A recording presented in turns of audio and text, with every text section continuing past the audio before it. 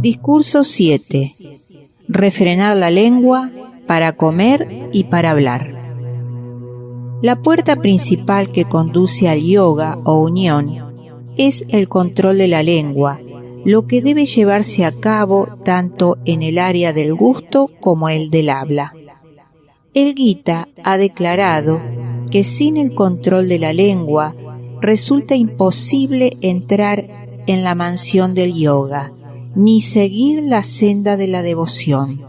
Cada ser viviente tiene una serie de órganos sensoriales diferentes y hay que hacer un uso extremadamente cuidadoso de estos sentidos, con pleno conocimiento de sus capacidades y limitaciones.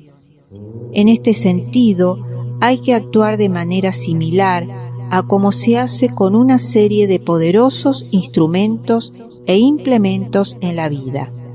Por ejemplo, si el fuego se usa con precaución e inteligencia, resultará útil. En caso contrario, puede resultar muy perjudicial. Podemos tomar también el ejemplo de la electricidad o de un cuchillo. Si conocemos su uso adecuado, resultarán beneficiosos, mas si no los usamos apropiadamente, pueden resultar bastante peligrosos.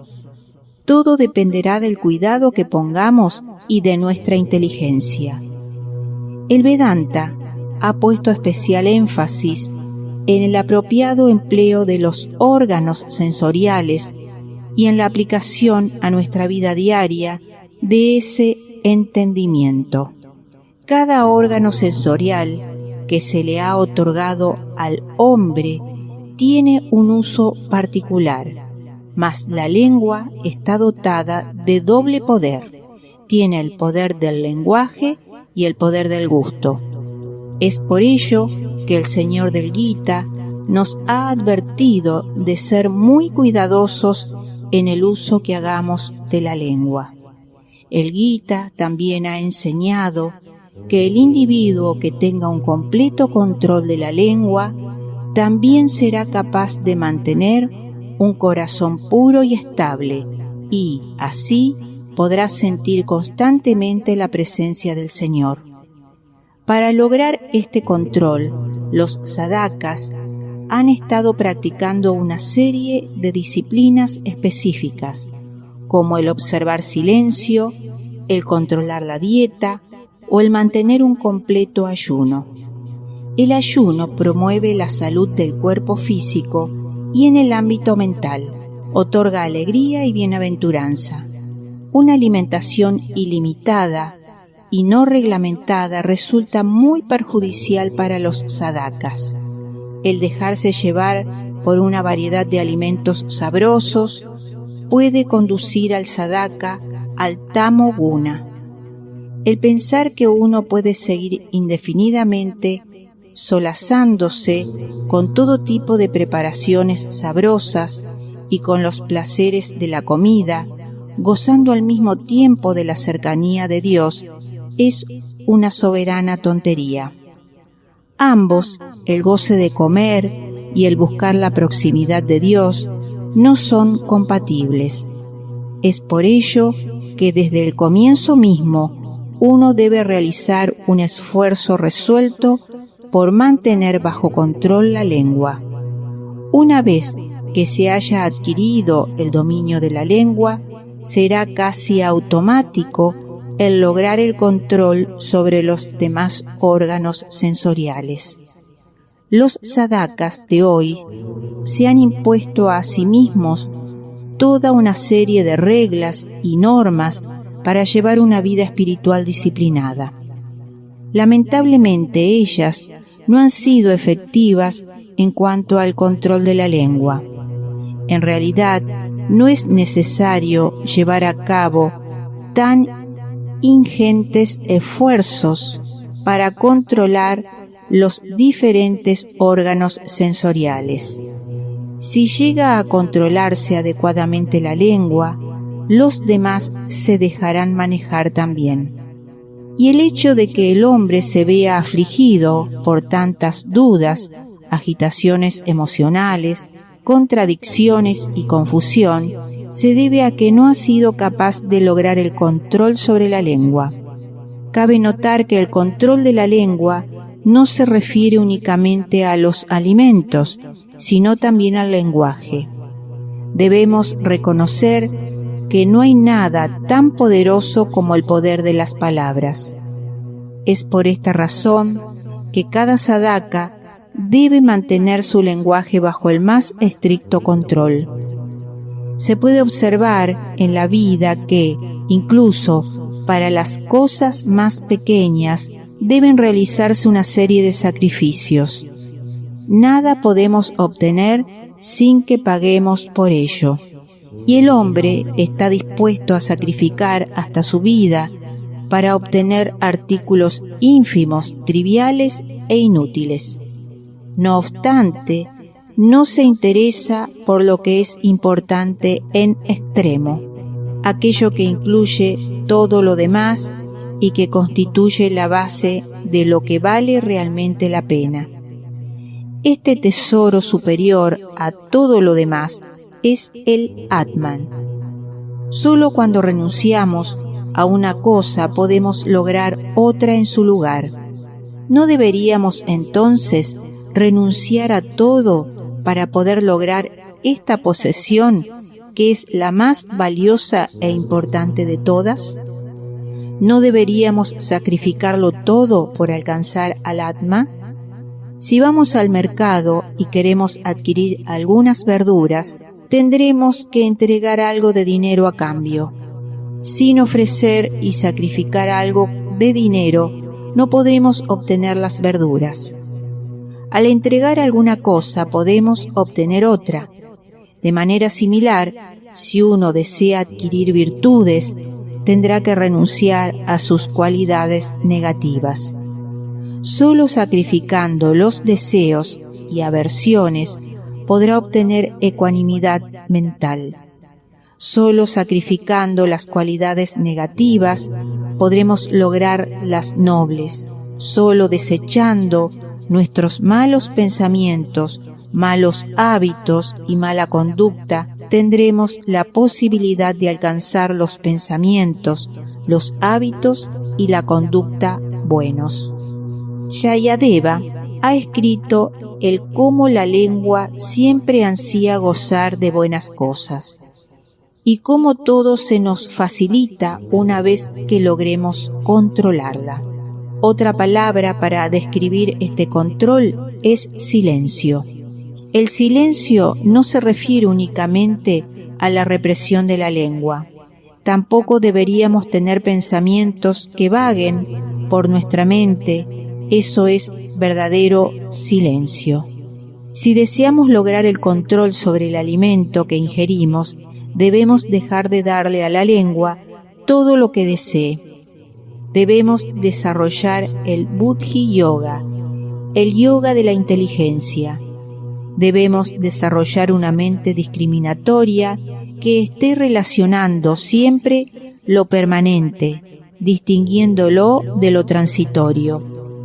El separar lo permanente de lo transitorio, lo consciente de lo inconsciente, puede describirse como el yoga de la inteligencia. Debemos investigar para averiguar si el alimento que ingerimos se relaciona con las cualidades sádvicas, rajásicas o tamásicas. ¿Es de gran calidad el alimento? ¿Está fresco? ¿Está sabrosamente preparado? Si uno se dedicara a inquirir de este modo, haciendo uso de sus facultades de discriminación y a comer juiciosamente, uno dejaría de ser afectado por las alabanzas o las críticas y mantendría siempre una mente ecuánime.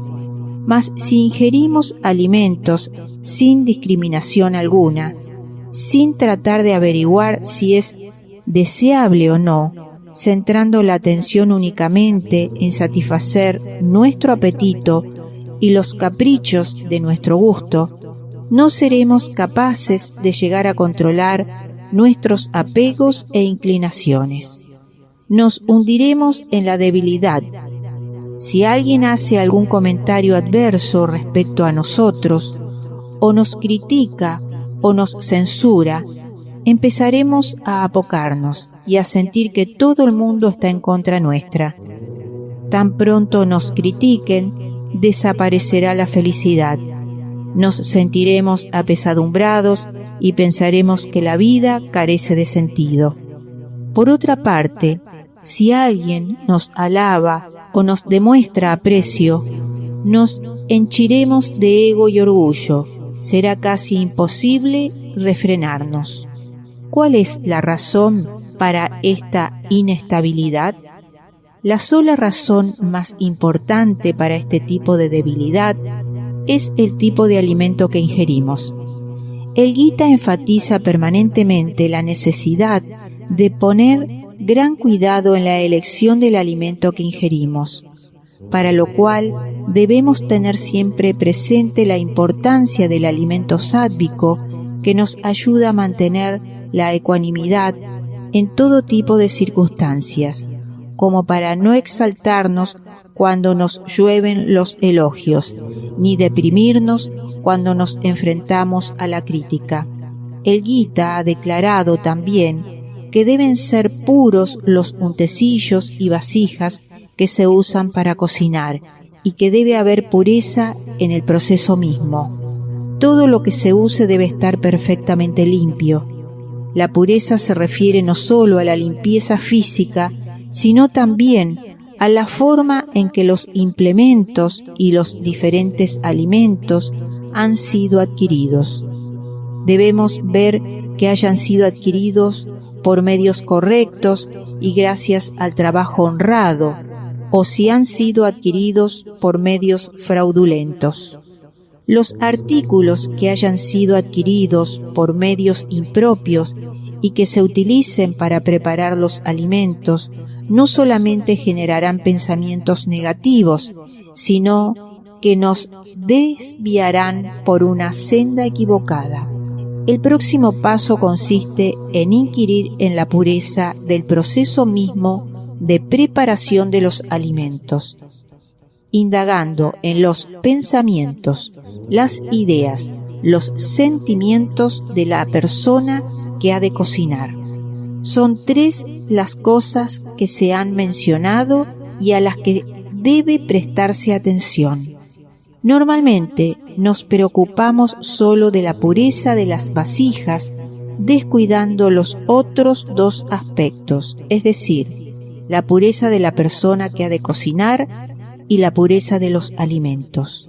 No conocemos los sentimientos que guarda la mente del cocinero y nada sabemos respecto a si el tendero que nos vende los artículos en el mercado los ha adquirido por medios propios o impropios. Por ello, justo antes de consumir nuestro alimento, deberíamos orar y ofrecerle toda la comida a Dios para limpiarla y purificarla.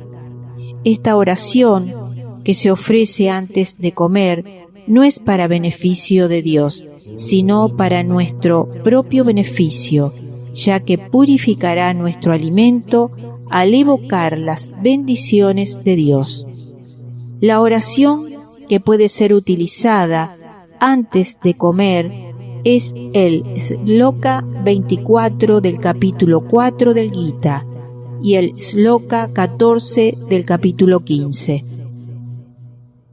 Om Brahmarpanam Brahmahavir Brahmagno Brahmanahutam Brahmaivhatena Gantavyam Brahmakarma Samadhina.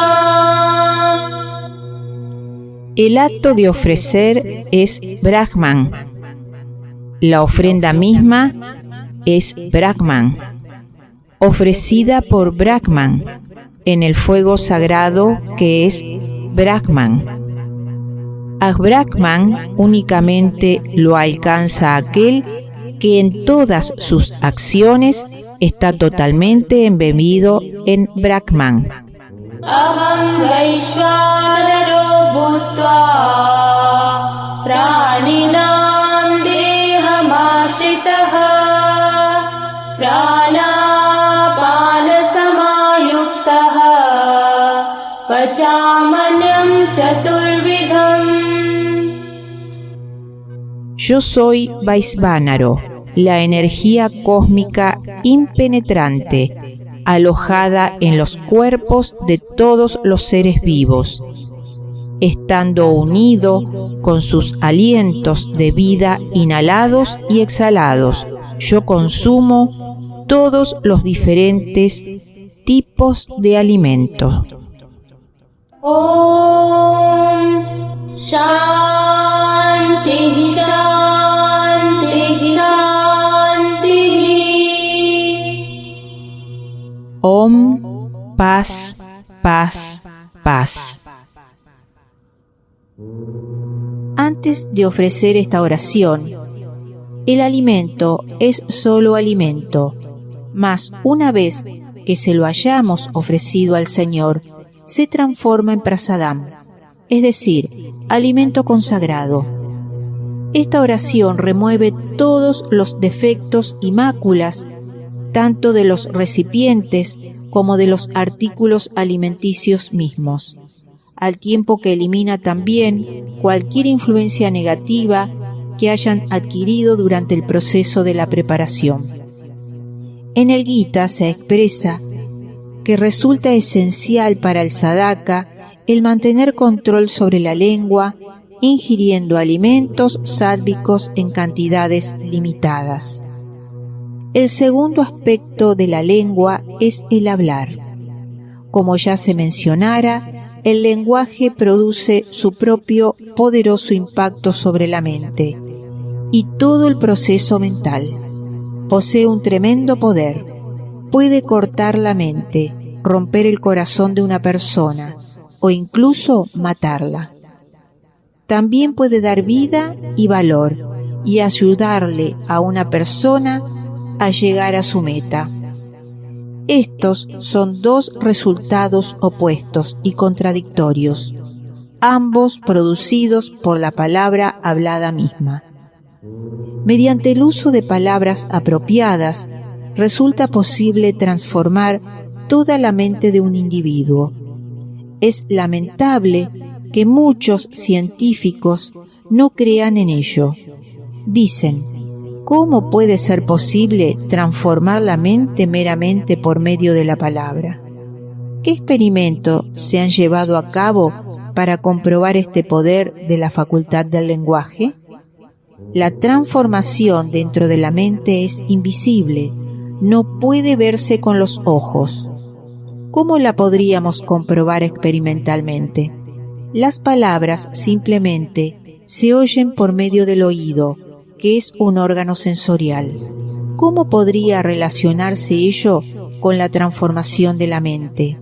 Esta es la forma en que argumentarían los científicos respecto a que resulta imposible lograr la transformación de la mente por medio de las palabras. Y bien, aquí viene una corta historia. Había una vez un funcionario del servicio administrativo de la India que pensaba de la misma manera que los científicos de que estamos hablando. Era secretario de educación para un distrito y una vez que visitaba una escuela, entró en una sala en que el profesor le estaba enseñando los Vedas a los alumnos. Este maestro espiritual enseñaba por una serie de horas consecutivas, hablando sin interrupción. Sentado allí, escuchando al funcionario, comenzó a sentir un fuerte dolor de cabeza. Finalmente, se dirigió al profesor y le dijo: «Señor, aquí no hay sino niños pequeños. No hay necesidad de recargarlos sin objetos durante tantas horas seguidas. Para ellos, esto será absolutamente inútil. Verdades espirituales y profundos conceptos védicos como estos resultan imposibles de ser captados y comprendidos por estos pequeñuelos. El profesor respondió que solo los niños pequeños, en una tan tierna e impresionable edad como esta, pueden ser llevados hacia la senda correcta, por medio de la enseñanza de las nobles verdades que limpiarán sus corazones de dudas y los orientarán por buen camino desde un principio. El funcionario replicó: no creo en todas estas palabras. ¿Cómo pueden meras palabras transformar la mente? Pienso que esto jamás será posible. El profesor trató de convencerle de varios modos y con distintas explicaciones y argumentos, mas el funcionario no quiso ni atender ni concordar con los razonamientos del maestro. Se trataba de un caso de una mente cerrada. El exceso de educación resulta a veces en este tipo de desquiciamiento mental. Surgen dudas y se impone la astucia. Muy pronto desaparecen todas las virtudes y también la razón es eclipsada. Cuando el profesor se dio cuenta que, sin importar cuánto se esforzara, resultaba imposible hacerle ver su punto de vista al funcionario, decidió probar su posición mediante una lección práctica que éste no podría dejar de entender. Le pidió al más joven de los alumnos que se levantara y le dijo al pequeño: «Niño, ve y saca físicamente a este funcionario de la sala. Hazlo de inmediato». Tan pronto escuchó estas palabras, el funcionario se puso furioso. Empezó a gritar: «¿Quién se imagina usted que es? Soy un funcionario administrativo nacional y secretario de Educación, y usted le pide a este niñito que me eche de la sala». El profesor se volvió entonces hacia él y dijo: «Bien, señor, yo no he golpeado ni siquiera lo he tocado. No le he hecho nada. Sin embargo, por el solo hecho de escuchar algunas palabras, usted parece estar muy sentido. Quisiera saber la razón por la cual se ha enojado tanto. Se debe a esas palabras, ¿no es cierto?».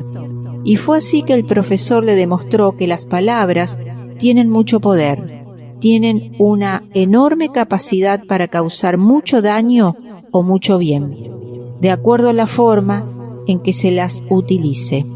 Después de esta lección personal, el funcionario se fue, mucho más sabio gracias a la experiencia.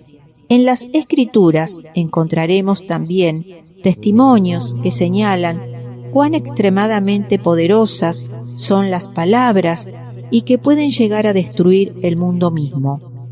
Allí se dice que si cortan un árbol, de todos modos podría retoñar nuevamente, o que si dividen en dos una barra de hierro, un herrero puede unir los trozos, calentarlos, martillarlos, hasta volverlos a unir en uno.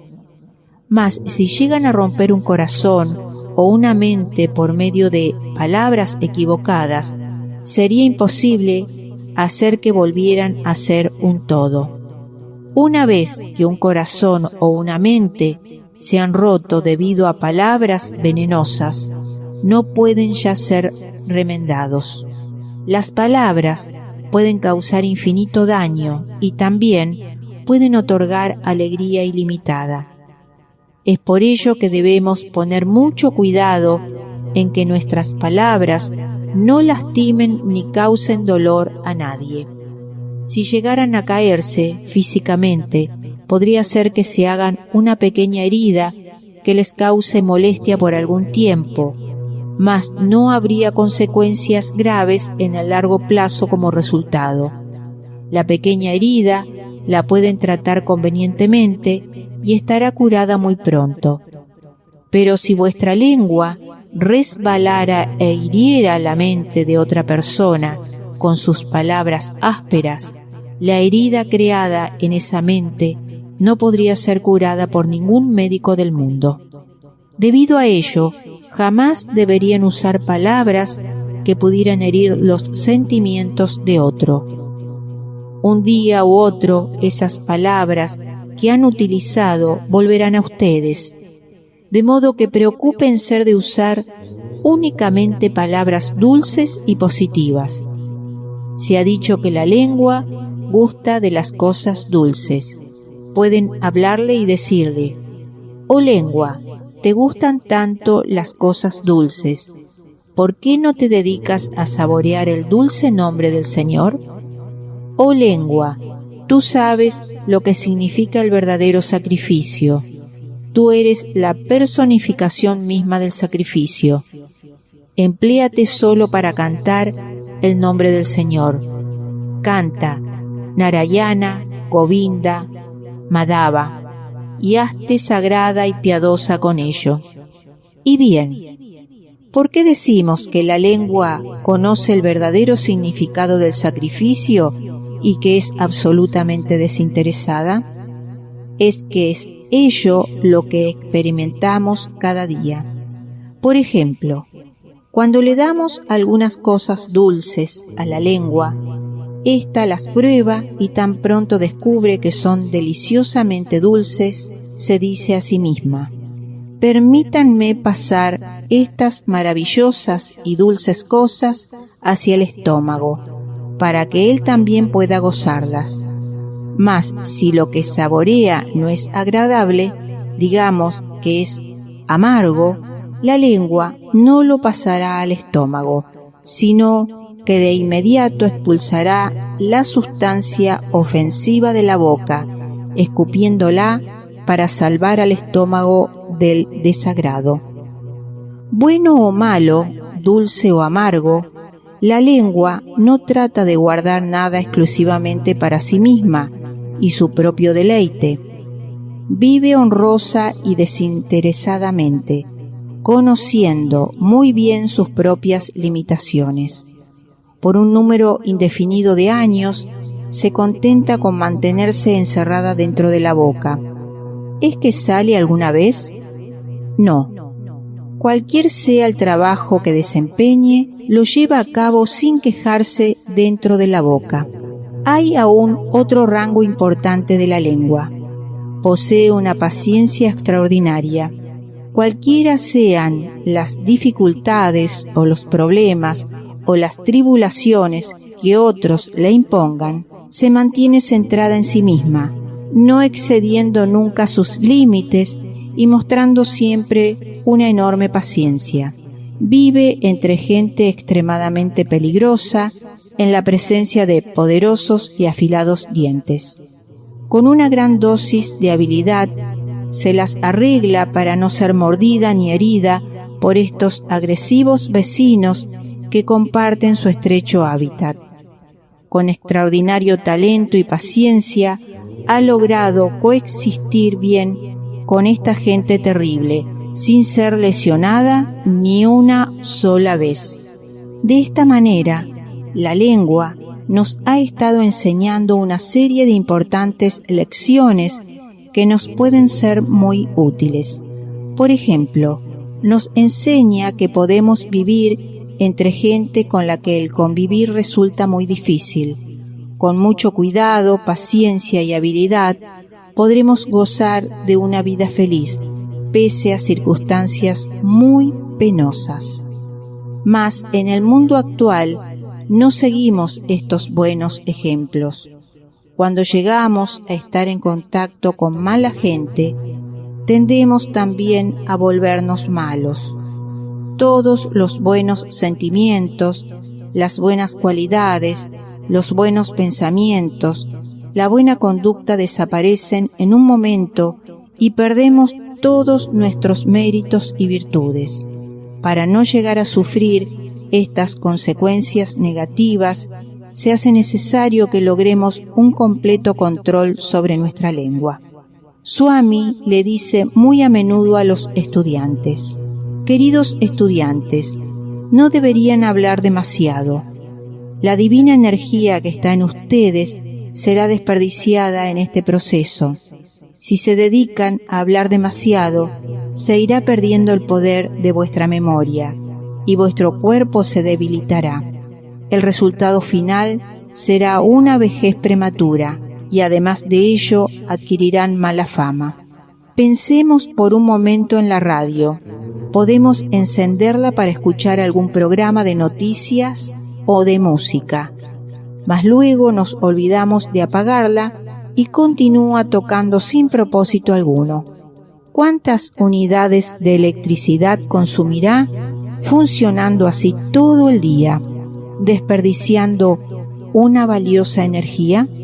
Nuestro cuerpo se puede comparar a una radio y se puede hacer un paralelo entre nuestro intelecto y la perilla con la que se la ha conectado, mas que se nos olvidó desconectar. En esta comparación, nuestra mente vendría a ser ese sonido inútil que surge en forma de palabras en un parloteo incesante durante todo el día. La sagrada energía divina dentro de nosotros será agotada en este tipo de cháchara continua, desde el momento en que se levanta de mañana hasta la noche en que se va a dormir. El hombre no hace sino hablar, ya sea en voz alta con los demás o en silencio para sí mismo. Al igual que en la radio, puede que se baje el volumen, pero el parloteo continúa todo el tiempo. La radio sigue encendida sin parar y la valiosa energía átmica que llevamos dentro se desperdicia, al igual que en el aparato que sigue consumiendo electricidad, ya sea que el volumen sea alto o bajo. La energía se pierde de todos modos. La causa más común para una vejez y senilidad prematuras reside en este hablar, hablar y hablar. El hablar demasiado no es bueno. Debemos observar el silencio. Desde que nacemos jamás hemos desarrollado el hábito del silencio, de modo que debemos hacerlo ahora. En verdad, las dos funciones que cumple la lengua están íntimamente relacionadas. El hablar en demasía produce un hambre que no es natural, y cuando el hablador siente más hambre, es obvio que exigirá más alimento. Debido a este exceso de alimento surgirán sentimientos que buscarán expresarse en un hablar incrementado. Y este es un proceso que lleva a que el control de los sentidos se transforme en una tarea imposible. Si le diéramos a un caballo una comida muy rica y luego lo atáramos a una vara, se volvería terriblemente inquieto y nervioso y no sería capaz de quedarse tranquilo. Si uno le da una rica alimentación a un caballo, también hay que dejarlo hacer ejercicio. Un ejercicio adecuado fortalece la salud y ayuda a controlar la arrogancia y el egoísmo. De modo que, así como vale para el caballo, si un joven simplemente se alimenta bien sin trabajar duro o hacer ejercicio, se vuelve inquieto y desarrollará egoísmo y arrogancia.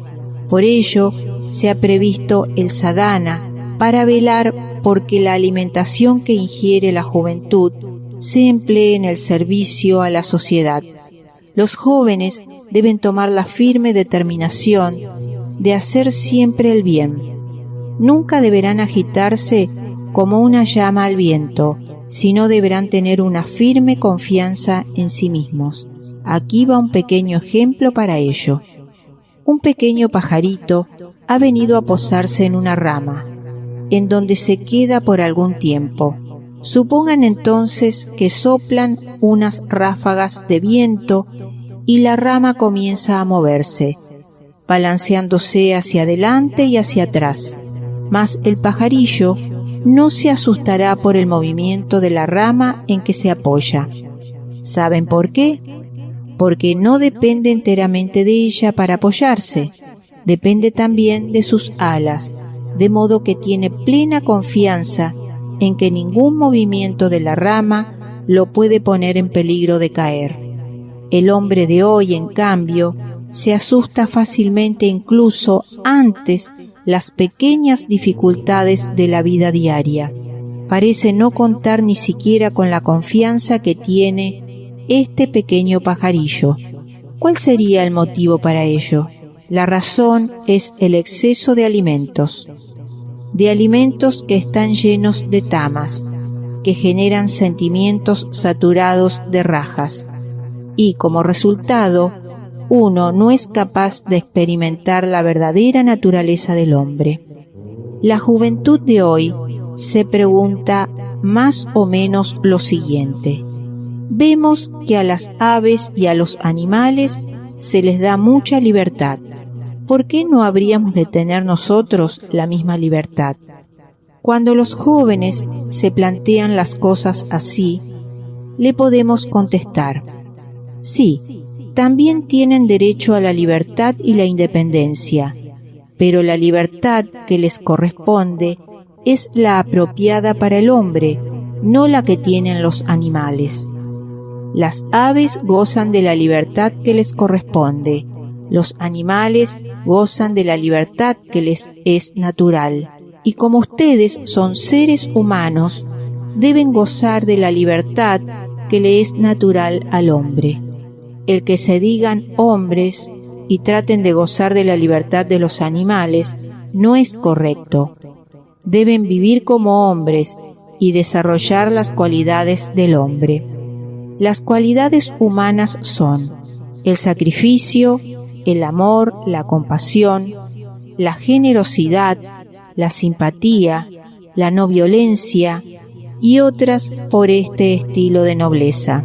Mas, en lugar de estas, estamos desarrollando aquellas que se asocian a los animales, como el egoísmo, la ira, el odio, la envidia, la codicia y otras de este tipo. Estas cualidades no tienen cabida en el hombre.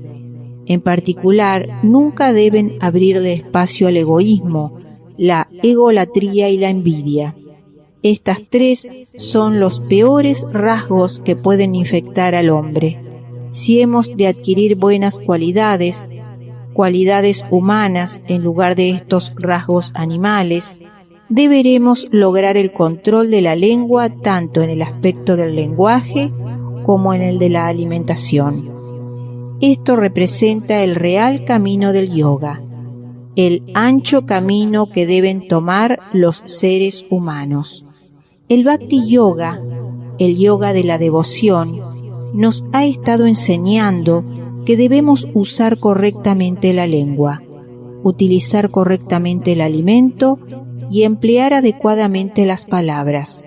En especial, en una era como esta era de Kali, la lengua puede santificarse fácilmente por medio del Namasvaram, la repetición del sagrado nombre, el cantar el nombre del Señor.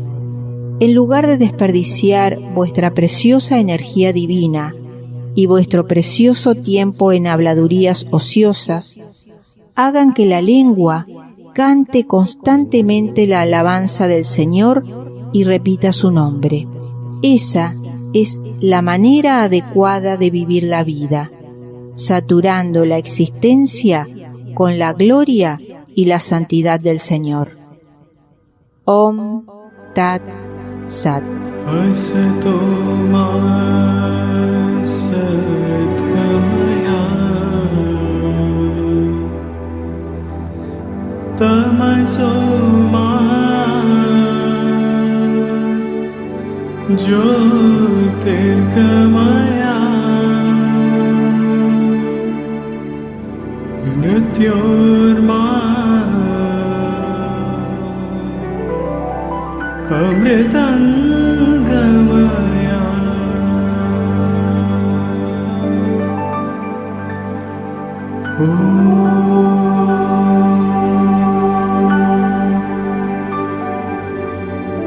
Shanti, Shanti.